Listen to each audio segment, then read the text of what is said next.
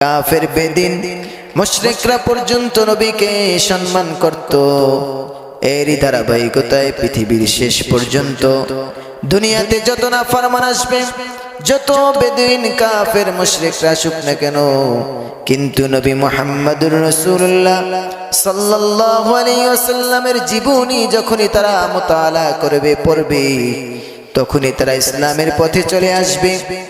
এজন্যই পৃথিবীর ইতিহাসের মধ্যে দেখা যায়, যে ব্যক্তি আমার নবীজির চরিত্র সম্পর্কে কথা বলেছে, যে ব্যক্তি আমার নবীজির চরিত্র নিয়ে কথা বলেছে, আর যে ব্যক্তি আমার নবীজির সিরাত সুরাত নিয়ে গবেষণা করেছে, এই ব্যক্তি কোনো সাধারণ মানুষ নয়, প্রত্যেকেই বলেছে। কারণ আল্লাহ তাআলা তাকে স্পেশালি ভাবে সমস্ত মানুষের থেকে, সমস্ত রাসূল নবীগণদের মধ্য থেকে তাকে শ্রেষ্ঠত্বর যেই সম্মানিত ঘোষণা করেছেন।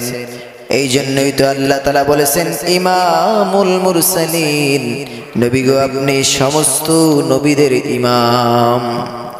এই জন্য আজকে দেখা যায় পৃথিবীর বিভিন্ন প্রান্তে মুরতাদরা আমার নবীজির বিরুদ্ধে কথা বলে। আল্লাহ তাআলা দুনিয়াতে হোক বা আখিরাতে হোক তাদের বিচার করবেনই, কিন্তু অনেক সময় দেখা যায় আল্লাহ তাআলা অধিকাংশ সময় তাদের বিচার দুনিয়াতেই করে দেন। এজন্য আজকে নবীর প্রেমের আশিক যারা, নবীজির আশিক যারা, তারা পৃথিবীকে দেখিয়ে দিয়েছেন যে আমার নবীজিকে যদি তোমরা ব্যঙ্গ করো, কটূক্তি করো, আজকে ভারতবর্ষের ভিতরে এত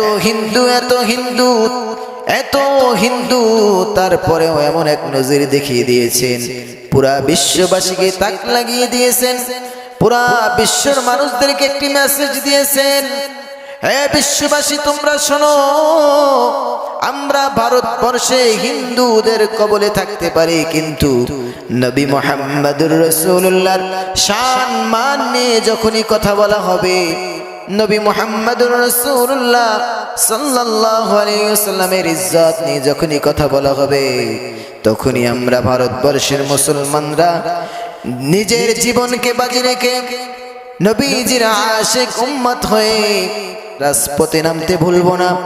এজন্যই তো আমরা দেখতে পাই ভারতবর্ষের ভিতরে, ভারতবর্ষে লক্ষ লক্ষ নবীর আশিক রাসূল যারা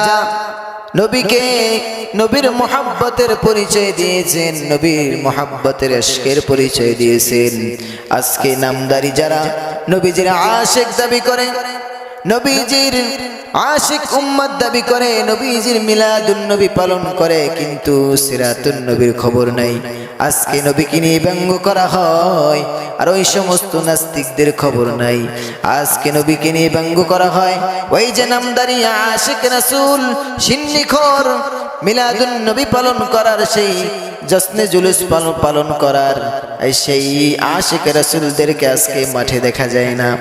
এই জন্য নবীর আশিক শুধু মুখে মুখে দাবি করলেই হবে না, নিজের সম্পূর্ণ বডির ভিতরে নবীজির আশিকের পরিচয় দেখাইতে হবে।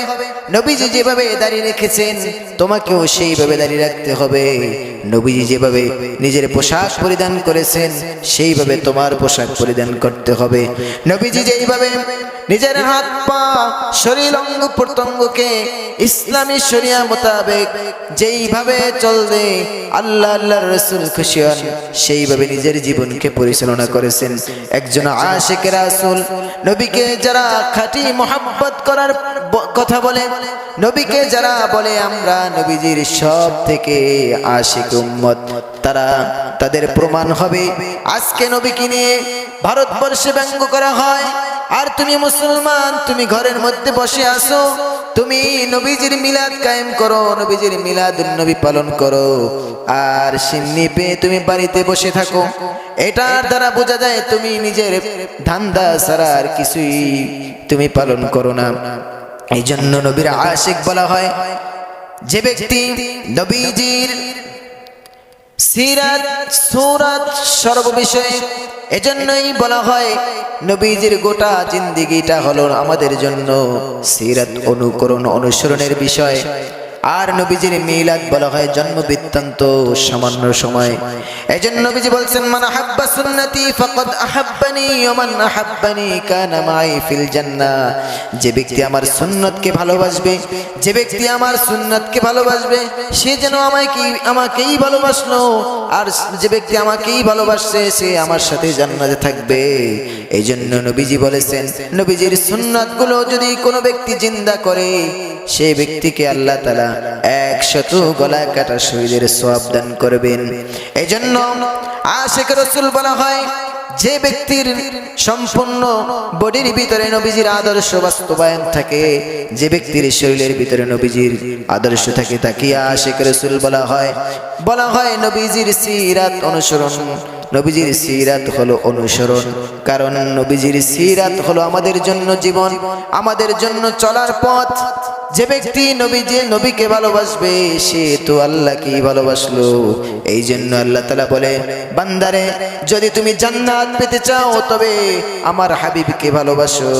আর আমার হাবিবকে ভালোবাসার মানে হলো তার দেখানো পথে তোমরা চলো। সে যেভাবে জীবন পরিচালনা করেছেন, যেভাবে রাষ্ট্র পরিচালনা করেছেন, যেভাবে সাংসারিক জীবন পরিচালনা করেছেন সেভাবেই তুমি তোমার জীবনকে পরিচালনা করো।